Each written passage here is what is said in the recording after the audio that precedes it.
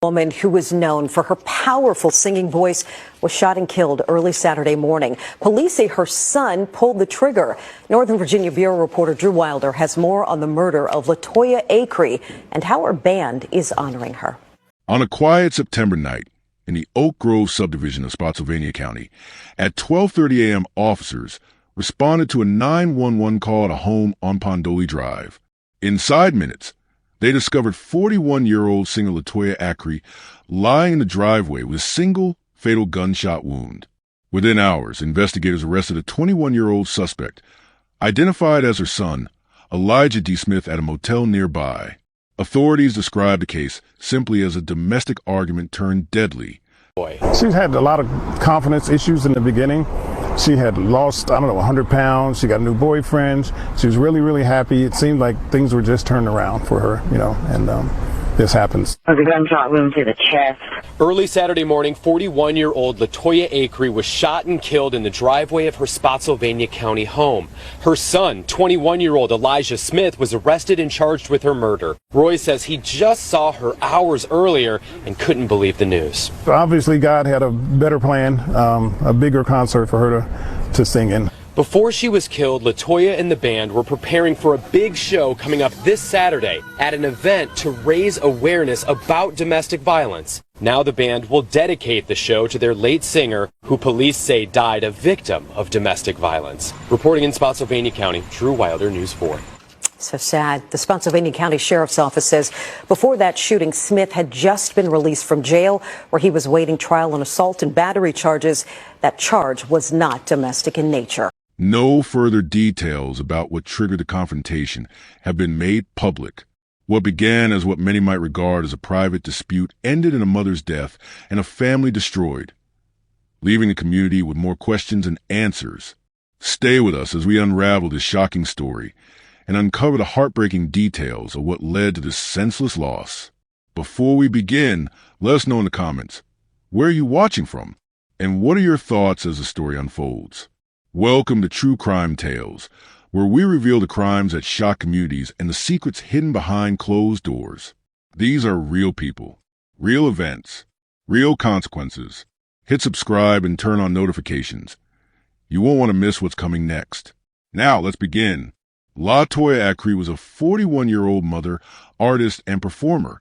She was known locally for participating in creative projects and engaging in community center activities. Her identity was shaped by her drive to balance professional growth with single motherhood and her role in local art and performance settings. Latoya's early years were influenced by economic limitations and family responsibilities. She experienced challenges linked to restricted access to opportunity, which required her to adopt practical problem-solving from a young age. Despite these conditions, she actively pursued self-improvement, demonstrating resilience and ambition. Her upbringing instilled a strong work ethic and a focus on long-term personal advancement. Latoya received training in cosmetology, which she initially pursued as a dependable trade. She used this qualification to generate income while pursuing additional roles. She later advanced into the medical field, securing work as a pharmacy technician. In this role, she handled medication management responsibilities under supervised conditions. Alongside this, she worked in medical transport, coordinating logistical support for clients requiring assistance with travel linked to healthcare appointments. Both positions reflected her adaptability and willingness to secure stable income across healthcare-related sectors. Beyond specialized employment, Latoya participated in small entrepreneurial efforts. She explored business opportunities within her local community, utilizing her cosmetology and networking experience to operate independently when possible. These initiatives reflected her resourcefulness in supplementing income while managing household priorities. Latoya later returned to formal education, pursuing studies in social services. Her intention was to transition into a role centered around community assistance and development. This decision aligned with her broader personal plans and demonstrated a long-term strategy to stabilize her professional life. In 2019, Latoya joined a musical band and began performing publicly. Her first experience on stage was marked by difficulty due to nervousness. Following that initial experience, She worked to overcome performance barriers and gradually develop confidence. Over time, she became more consistent during rehearsals and performances, enabling her to participate in scheduled events.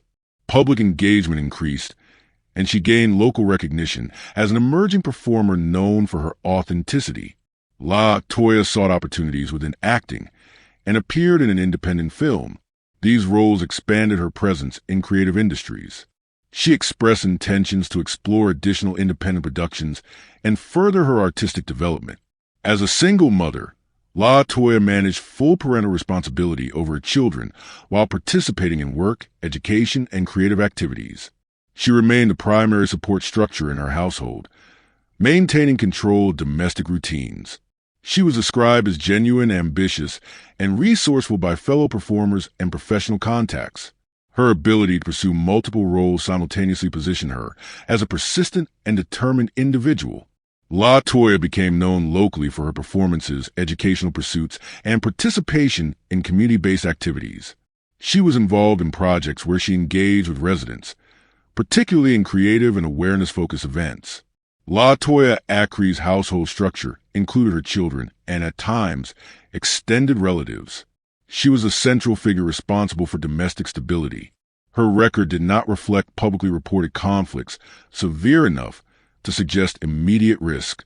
She shared a family connection with the accused individual involved in the case. Although no formal documentation existed showing significant disputes, acquaintances referenced private tension over time. Information regarding escalating concerns was not reported to external agencies.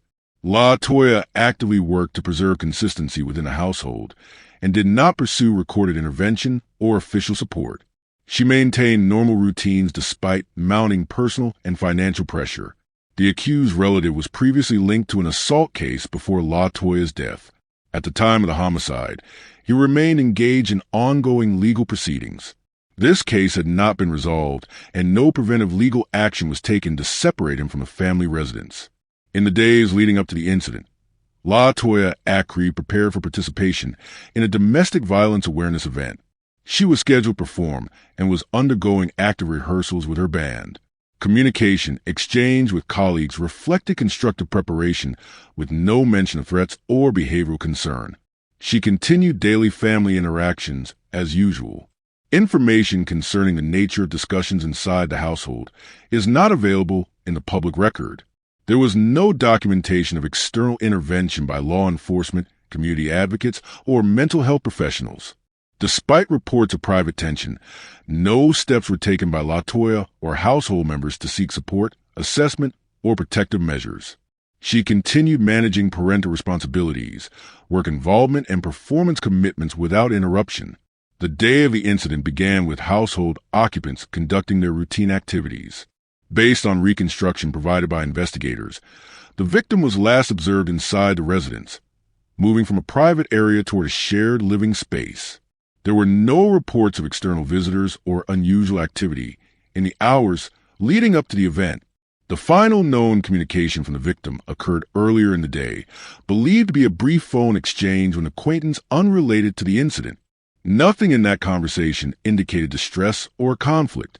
According to the timeline, the first indication of tension emerged indoors, sometime during the late afternoon or evening. The conversation between the victim and the suspect reportedly began as a verbal disagreement. The precise subject of the dispute remains undisclosed in official reports. However, witnesses familiar with the household stated that conflicts were not uncommon, though none had previously escalated to a fatal level. As the verbal disagreement unfolded, the tone reportedly intensified. Statements suggest that the escalation from verbal to physical confrontation was rapid. There was no immediate intervention by outsiders, and no other individuals were physically present at the time. Law enforcement later determined that the dispute transitioned into a physical struggle inside the home, though exact actions taken by either party were not clearly defined. During the confrontation, a firearm was introduced. Records indicate that the suspect was in possession of the weapon and that it was discharged during the altercation. The precise time of firing was estimated based on the 911 call timestamp. The weapon was reportedly discharged once, striking the victim in the upper torso. The impact location suggested close to mid-range firing, though the exact range was not publicly disclosed. Following the shot, signs indicate that the victim made an attempt to exit the residence, possibly seeking safety or assistance. Evidence shows that the victim reached the driveway or front exterior area before collapsing. By the time initial responders arrived, the victim was found unresponsive in the outdoor area adjacent to the home. Preliminary efforts to assess the condition of the victim indicated major blood loss and absence of vital signs. A 911 call was made immediately following the shooting. The caller reported that an individual had been shot and was non-responsive. Dispatch records confirm rapid deployment of emergency units. Law enforcement and paramedics arrived shortly thereafter. Attempts were made to resuscitate the victim on scene, utilizing standard emergency procedures. Despite continued efforts, the victim was officially pronounced deceased shortly after responders' arrival. Upon confirmation of the fatality, officers established a perimeter to secure the crime scene. A full visual and forensic assessment was conducted. Initial observations included the victim's location in the driveway area and signs of blood consistent with injuries sustained from the firearm discharge. Officers noted no signs of forced entry or third-party involvement. Authorities quickly identified the suspect based on the personal relationship with the victim and known prior disputes. The suspect was not present at the residence upon arrival. Immediate search efforts were undertaken. Investigators accessed information concerning potential locations the suspect might flee to. Law enforcement traced the suspect to a nearby motel during the same evening. The arrest was executed without resistance. The suspect reportedly complied with instructions and was placed into custody at the scene. No additional weapons or contraband were found at the time of arrest. The suspect was transported to a regional detention facility for holding. Following detainment, formal charges were filed. These included second-degree murder and use of a firearm during the commission of a felony. The suspect was held without bond based on the severity of the charges and perceived risk factors. Legal authorities initiated the process of gathering further evidence, including witness statements, digital communication records, and forensic analyses. During the preliminary phase of legal proceedings, attention was directed to the motive and causes behind the escalation. Investigators attempted to establish the specific trigger of the argument. However, detailed findings were not made public. Reports indicate that mental and behavioral evaluations were ordered to assess the suspect's psychological state at the time of the incident and to examine potential contributing factors such as stress, emotional instability, or prior behavioral patterns. There was also reference to an earlier assault case involving the suspect. Authorities conducted a timeline review to determine if there was a connection between that case and the present incident. Documentation was reviewed to evaluate whether appropriate interventions had taken place previously or whether warning signs had been overlooked. No direct conclusions were released at this stage. Public updates at the time of initial coverage indicated that proceedings were ongoing and that no final verdict or sentencing had been rendered. The court had yet to issue a comprehensive ruling. Additional legal steps were pending, including continued evidence submission, witness cross-examinations, and possible expert testimonies. The case remained open to further legal developments.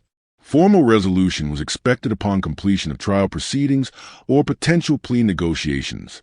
Court schedules were not disclosed publicly, and the case held ongoing attention from judicial authorities as well as the community.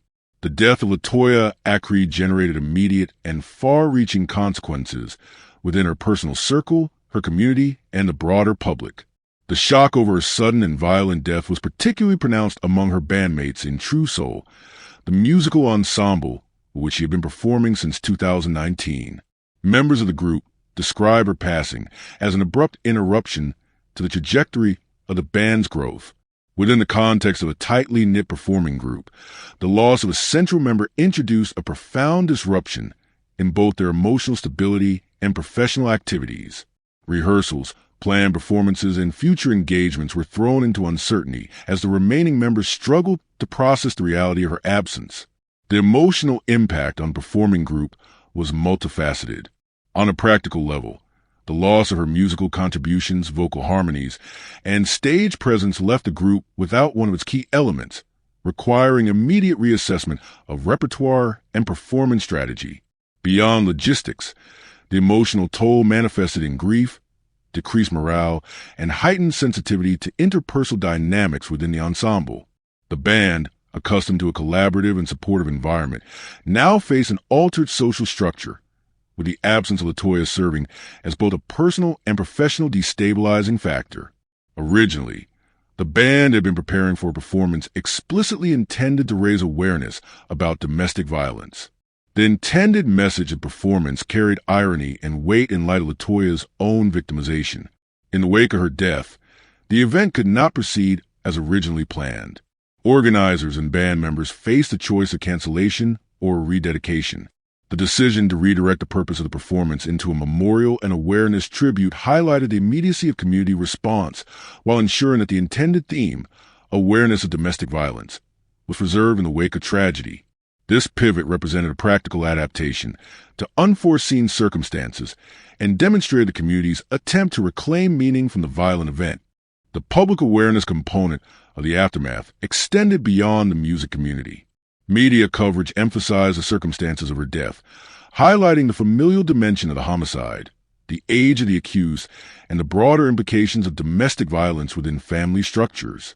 As a result, the community at large became more cognizant of the potential for violence to escalate even in households that outwardly appeared stable. Discussions emerged regarding prevention strategies, early intervention, and the necessity of mental health support within familial contexts. These dialogues often center on the discrepancy between visible behavior and hidden tension, and the potential for escalation when warning signs are either missed or minimized. The family's response encompassed both personal grief and logistical challenges. Immediate family members face the practicalities of funeral planning, securing custody arrangements for surviving dependents, and addressing potential legal or financial liabilities arising from the incident. Emotional processing occurred concurrently with administrative responsibilities, requiring a balance between mourning and maintaining household stability. Requests for community support became a focal point as the family navigated both emotional strain and practical obligations. Fundraising efforts, including memorial funds and public contributions, were initiated to support surviving dependents and manage unforeseen expenses. These measures represented the intersection of communal empathy and concrete necessity, ensuring that the victim's family could sustain basic functionality in the aftermath of loss. Legacy considerations emerged as an intrinsic component of the aftermath. Latoya Acree's influence as a mother, musician, and community participant had begun to shape cultural and familial contexts in tangible ways. Her contributions to music, performance, and domestic violence advocacy created a foundation that, though interrupted, continued to inform the perceptions and behaviors of those around her. Her artistic path remained incomplete, with unfulfilled potential in both musical and dramatic pursuits. The abrupt termination of her trajectory amplified discussions of loss and possibility, encouraging reflection on both the personal and societal costs of domestic violence and family homicide. The incident revealed larger societal and structural themes relevant to domestic violence, family dynamics, and systemic support gaps. Domestic violence within family systems is often underreported and poorly understood, particularly in scenarios that deviate from stereotypical patterns of intimate partner violence. Matricide, the act of a child killing a parent, remains statistically rare, but represents a particularly complex psychological and social phenomenon. Such cases require examination of familial histories, behavioral antecedents, and broader community structures that either prevent or fail to prevent escalation. Warning signs leading up to the incident had either been ignored or left undocumented, although prior legal action against the accused had occurred in the form of assault and battery charges. These interventions did not prevent the escalation culminating in homicide. The inability of prior intervention mechanisms to alter the trajectory of events reflects systemic gaps in monitoring, enforcement, and support. It also raises questions regarding the effectiveness of legal consequences in altering behavioral patterns or in protecting potential victims within family units. The failure of intervention despite the legal record of prior aggression indicates shortcomings in the coordination of social, legal, and mental health systems. It underscores the necessity for holistic approaches to domestic violence prevention, particularly in situations involving young adults with prior interactions with law enforcement.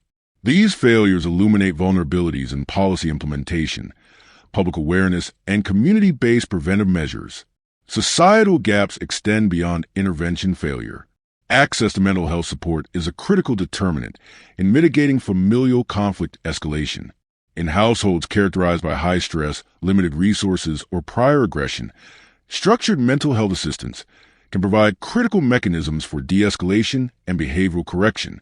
Resource limitations, both institutional and individual, contribute to the inability to respond effectively to early warning signs. For mothers managing high-stress households, the absence of accessible support networks exacerbates vulnerability and heightens the potential for tragedy. Delayed response to domestic instability, whether by legal, social, or familial actors, compounds the risk, creating circumstances where minor disputes can escalate into fatal outcomes. The situational irony of the case is particularly pronounced. The victim was engaged in advocacy against domestic violence at the time of her death, emphasizing awareness and prevention within the community. The fact that she became a victim of a domestic violence-related incident herself, perpetrated by a family member, highlights the unpredictable nature of domestic aggression and inadequacy of conventional preventative measures in some scenarios. This irony underscores the systemic and individual dimensions of domestic violence, revealing both societal vulnerabilities and the human cost of inadequate intervention mechanisms. Despite immediate law enforcement action and arrest, significant gaps in knowledge persist, impeding a complete understanding of the circumstances. The exact cause of the argument that preceded the homicide remains undisclosed. Investigators have not publicly revealed specific triggers, topics of dispute, or behavioral interactions that escalated the event.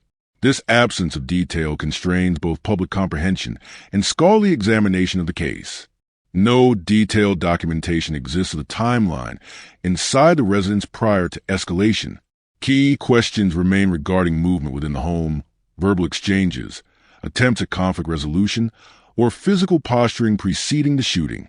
These undocumented elements prevent reconstruction of the interaction dynamics and inhibit insight into potential points of intervention. The history of professional counseling or therapeutic intervention for either the victim or the accused remains uncertain. Knowledge of prior mental health support could illuminate behavioral patterns, stress management strategies, or gaps in risk mitigation. Without this information, analyses of preventive possibilities are limited to speculation. Interactions between the victim and accused in the weeks preceding the homicide are largely unknown.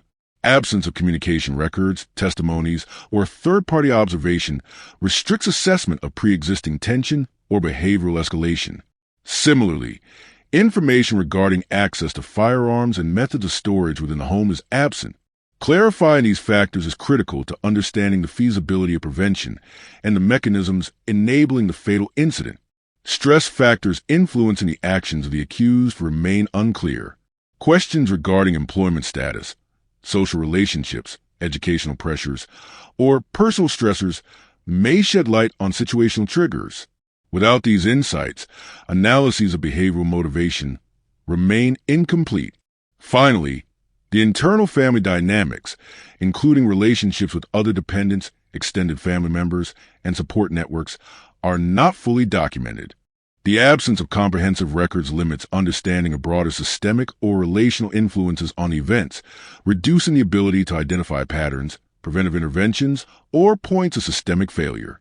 The case of Latoya Acree highlights the broader systemic issues surrounding household violence, particularly instances where family members are both the source and victims of domestic aggression. While public awareness campaigns and law enforcement attention often focus on intimate partner violence, this incident underscores that domestic violence extends beyond romantic relationships and can occur within nuclear families. The fatal outcome in this case demonstrates a potential for relatively minor disputes to escalate rapidly in environments lacking structured intervention mechanisms. Household disputes, particularly those involving adult children and their caregivers, can present complex psychological dynamics. In this case, prior legal encounters, including assault or battery charges involving the suspect, indicate a history of aggressive behavior. The absence of proactive intervention or oversight measures allowed unresolved tensions to accumulate, increasing the likelihood of escalation. The lack of accessible support systems, mental health resources, and targeted family counseling contributed to a setting in which verbal disagreements could quickly transform into life-threatening confrontations. Examples from broader societal records indicate that domestic arguments, when left unchecked, can result in fatality. Studies of familial homicide suggest that caregiver-targeted violence often emerges from perceived grievances, unresolved conflicts, and accumulated stress within household relationships. In instances where caregivers hold authority or provide for dependent family members, underlying psychological patterns may manifest as resentment, perceived power struggles, or rebellion, which can evolve into aggressive acts. In Latoya Acree's case, the alleged escalation from argument to firearm discharge illustrates the potential for minor disputes to reach lethal outcomes without timely intervention. The importance of public awareness extends beyond the context of romantic or spousal relationships. Family-based violence represents a category of domestic aggression that frequently remains underreported due to privacy concerns, social stigma, or fear of legal consequences. Recognition of household violence in diverse family structures is critical to developing effective prevention strategies. Programs designed solely to address intimate partner violence may not sufficiently encompass the dynamics present in multi-generational households or situations involving adult children living with or dependent upon their parents.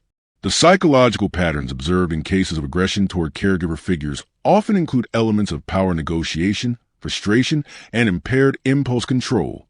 Adult children who engage in violent acts against parents frequently exhibit a history of prior conflicts, criminal behavior, or substance-related issues. In this case, the suspect's previous encounter with legal authorities and pending charges suggests that the fatal incident did not emerge in isolation, but within a continuum of behavioral patterns and prior interactions.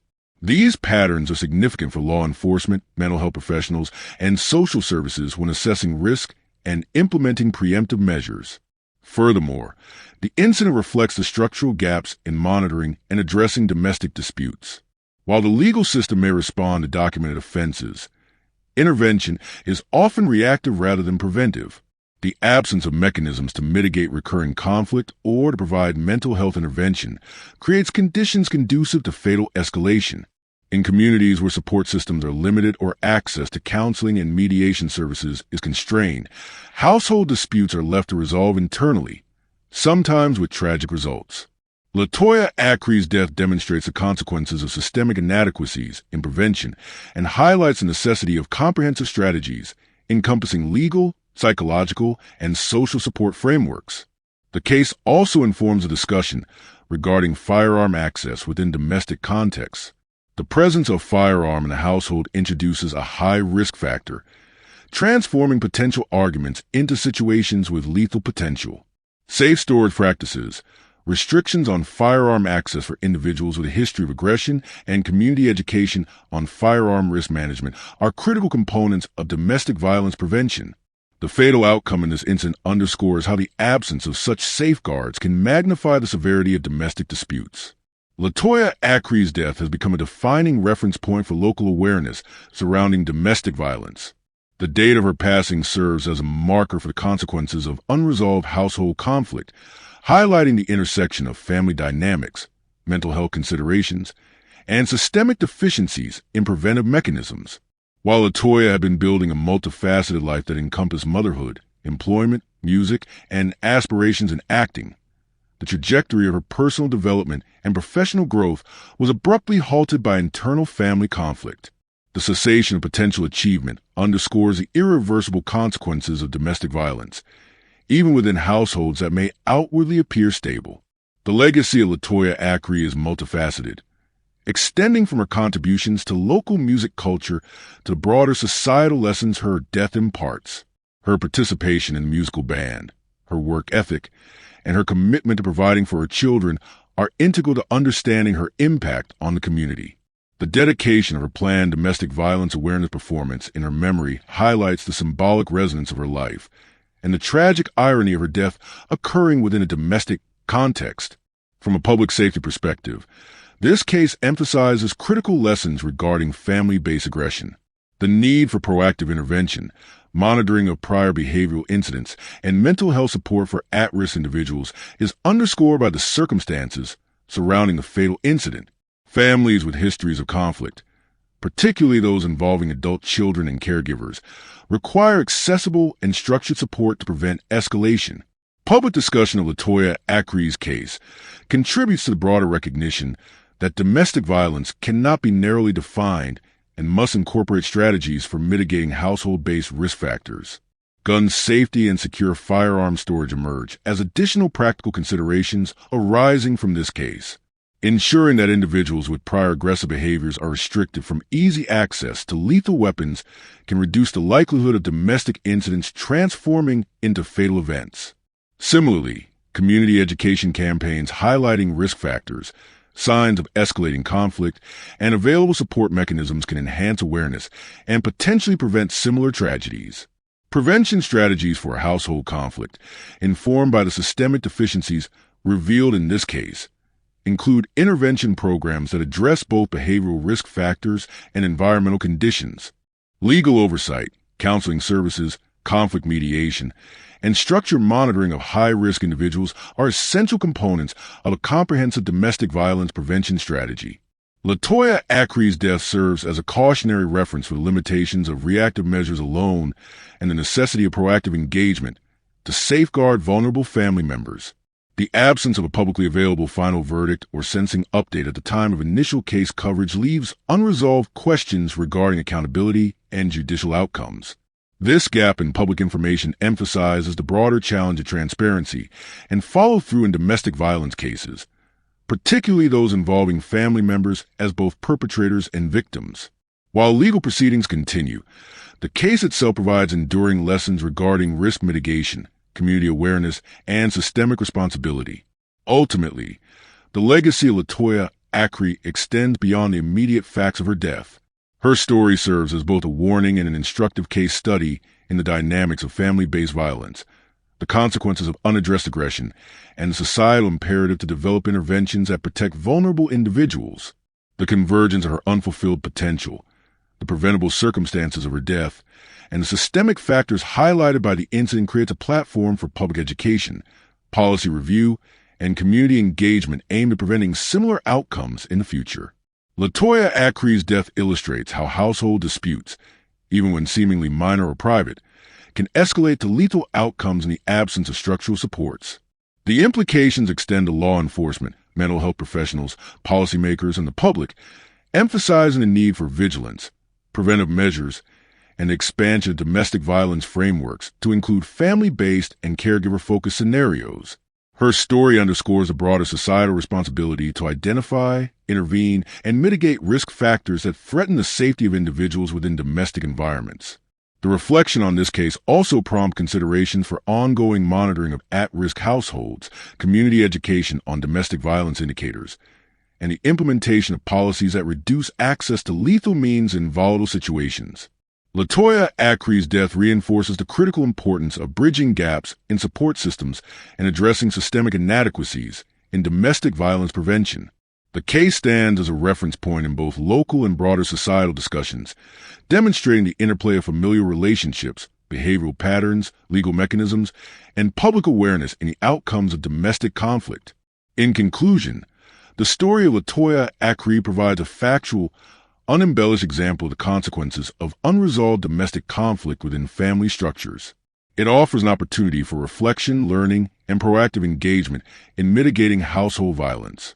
While legal outcomes may remain pending or incomplete in the public record, the lessons derived from her life, work, and tragic death inform ongoing conversations about domestic violence, family dynamics, and the systemic measures required to prevent such incidents. Her contributions to music and the community remain part of her enduring legacy, while the circumstances of her death provide a stark, instructive example of the critical importance of prevention, awareness, and intervention in domestic environments. If you found this story as gripping and heartbreaking as we did, don't forget to like this video and share it with others. And if you want to hear more true crime stories that uncover the mysteries behind these tragic events, make sure to subscribe to our channel and turn on the notification bell. You won't want to miss our latest stories, updates, and discussions. Thank you for joining us on this journey to seek justice and explore the truth. Together, we can make a difference. Until next time, stay safe and stay aware.